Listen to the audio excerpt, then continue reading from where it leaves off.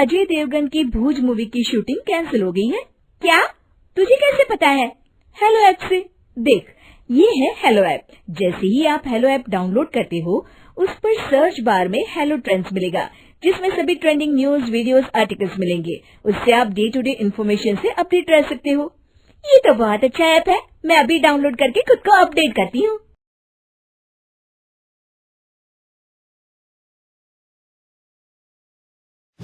सलोनी बहुत ही सीधी और भगवान को मानने वाली थी, लेकिन उसकी सौतेली माँ उसके सीधेपन का फायदा उठाती थी और उस पर बड़े अत्याचार करती थी। जरा सी चूक हो जाने पर उसकी खूब पिटाई करती। अरे सुनते हो, कोई लूला लंगड़ा देख इसकी शादी तय करो और इसे इस घर से बाहर का रास्ता दिखाओ। सलोनी के पिता जानते थे कि मीना एक चांडाल औरत है, इसलिए वो एक अच्छा घर देख सलोनी की शादी कर देते हैं। लेकिन वहां भी सलोनी से जलने वालों की कमी नहीं थी। सलोनी की ननद निकिता उसे बिल्कुल पसंद नहीं करती थी। सलोनी, बात तो सुनो जरा। जी कहिए। आज शाम को मेरे बॉस खाने पर आ रहे हैं।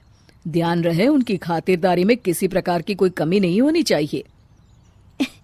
जी आपने कह दिया, बिल्कुल वैसा ही होगा। शाम को सलोनी जैसे ही गैस पर खाना चढ़ाकर वहां से जाती है, अभी इसके खाने का स्वाद बढ़ाती हूँ। निकिता गैस की आंच तेज कर देती है।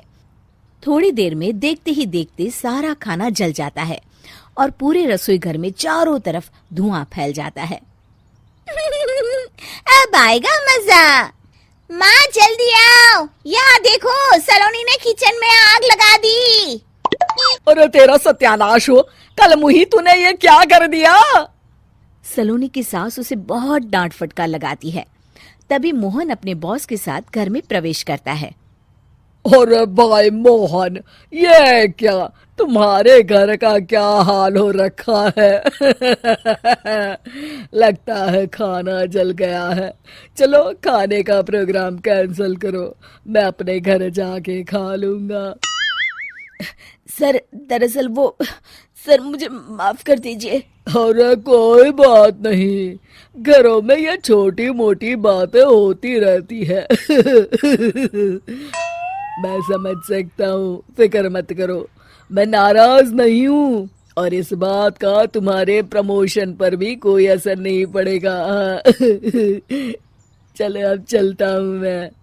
बॉस के जाते ही मोहन सलोनी पर भड़क उठता है और उसे खूब खरी खोटी सुनाता है। भगवान, मेरी माँ तो कहती थी कि अच्छे लोगों के साथ हमेशा अच्छा होता है, फिर मेरे साथ ही बुरा क्यों होता है? आखिर मेरी गलती क्या है?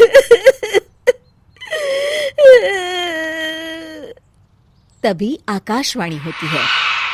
बेटी, अब तुम्हें कोई दुख नहीं दे पाएगा। तुम्हारा बुरा सोचने वाले के मन की सारी बातें तुम पहले ही जान जाओगी।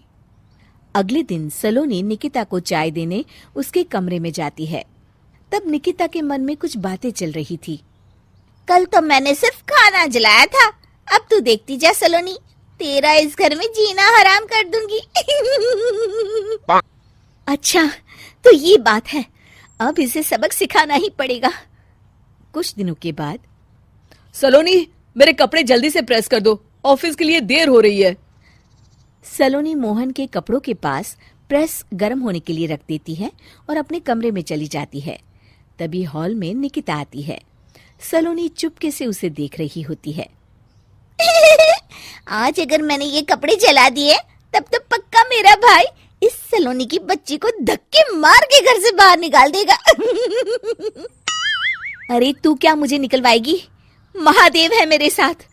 ठहर जा निकिता, आज तो तेरी खैर नहीं। सलोनी अपने पति मोहन को बुला लाती है और निकिता की सारी करतूत दिखाने लगती है। निकिता गर्म प्रेस मोहन के कपड़ों पर रखकर अपने कमरे में चली जाती है। मेरी बहन इतनी बड़ी चालबाज निकलेगी, मैंने तो सोचा ही नहीं था। मुझे माफ कर दो सलोनी, मैं तुम्हें गलत समझ रहा था। मोहन निकिता को बुलाकर उसे खूब डांट फटकार लगाता है। उस दिन के बाद से सलोनी की जिंदगी पूरी तरह बदल जाती है। सलोनी हर किसी के मन की बात सुन लेती थी। दूसरी तरफ निकिता का कोई भी दांव सलोनी पर नहीं चलता था और आखिरकार वो भी सलोनी के आगे घुटने टेक देती है। फिर एक दिन सलोनी की सास की सहेली ममता अपनी बहू कविता के साथ वहां आती है। कविता मन ही मन कहती है, अरे ये बुढ़िया पागल है जो मुझे यहाँ लेके आ गई। कहाँ मैं अपनी किटी पार्टी छोड़ के इसके साथ यहाँ मरने आ गई। पता नहीं कब तक इसे झेलना पड़ेगा। अरे ये जल्दी मरे और इसकी सारी जायदाद मेरे नाम हो जाए। सलोनी कविता की सारी बातें सुन लेती है। अरे कविता, तुम अपनी सास की जायदाद के लिए उन्हें झेल रही हो और उनके मरने का इंतजार कर रही हो। ये तो गलत बात है। सलोनी की बात सुनकर कविता बिना देर किए कहती है, अरे ये तुमने कैसे सुन लिया? ये सारी बातें तो मैं अपने मन से बोल रही थी। तुमने कैसे सुन लिया? बस फिर क्या था। ये सुनते ही कविता के बगल में बैठी उसकी सास उसकी चोटी पकड़ लेती है। क्यों रे कलमुही, तू मेरे बारे में ये सब सोचती है? मम्मी जी मुझे माफ कर दीजिए।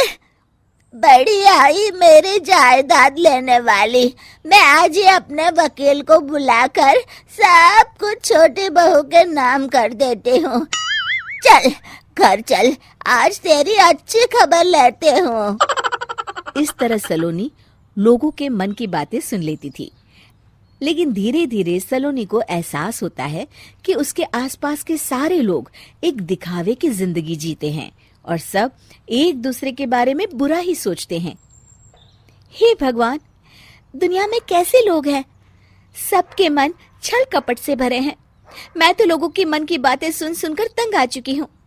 मैं अपनी जिंदगी में अब बहुत खुश हूँ। अब आप मुझसे ये शक्ति वापस ले लीजिए भगवान। इस तरह भगवान सलोनी को दी हुई शक्ति वापस ले लेते हैं और सलोनी एक आम जिंदगी जीने लगती है।